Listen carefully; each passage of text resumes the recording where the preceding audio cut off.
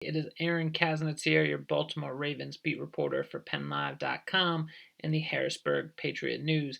Now, this week for some of our Ravens analysis, we are going to look back at some of the things that Eric DeCosta, Joe Ortiz, and John Harbaugh said Monday during the Ravens pre-draft press conference.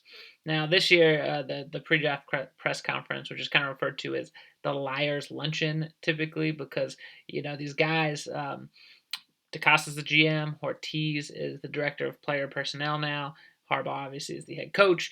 They're not necessarily trying to give you the most information. They're not trying to say what their preferences are in these press conferences.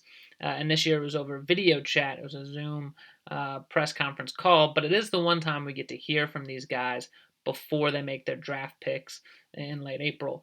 The draft is set to start April 23rd, and it will be a virtual draft as the NFL continues to deal with restrictions regarding the coronavirus crisis. So, what did we learn? I think there are a couple things that were interesting.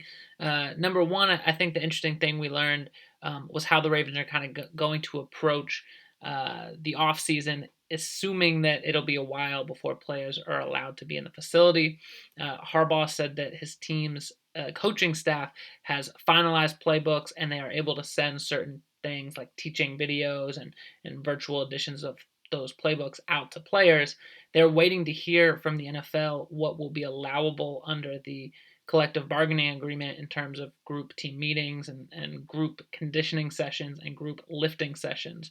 But it's certainly possible you could see Steve Saunders, the strength and conditioning coach, leading some online workouts for the Ravens, whether that's lifting weights or doing body workouts or conditioning exercises, whatever the players are able to do. Now, the Ravens offseason program was going to start April 20th, so presumably that is when coaches and conditioning trainers and all that kind of stuff are able to communicate with the players, but the team is still kind of waiting on that. Now, when it comes to the draft, that's more Ortiz and DeCosta, and there are a couple interesting things I thought they said. Number one, DeCosta said he likes the team's wide receivers group. He expects some guys, presumably Miles Boykin is the main person he's talking about, to make a jump.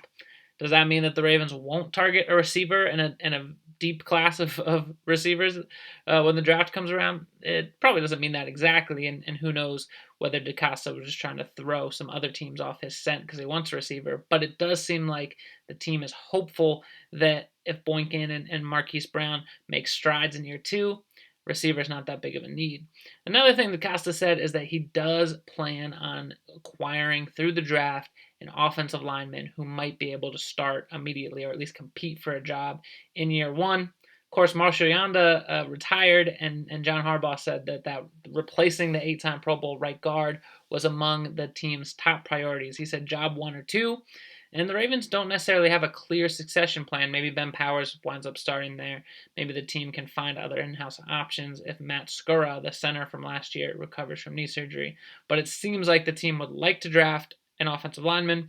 And DeCosta pointed out, hey, we've gotten guys who could start in the past in the second, third, fourth, fifth rounds. Marshall Yanda himself was a third-round pick before he became an 8-time Pro Bowler. So to me, that was interesting. It does seem like the team would like to get an interior offensive lineman early in the draft. It also seems like the team does not consider wide receiver a huge need, though, because it's a deep draft class and because it's always a position where it's nice to add some talent. It wouldn't surprise anybody if the Ravens do go ahead and draft a receiver there. And we'll have more coming up later this week.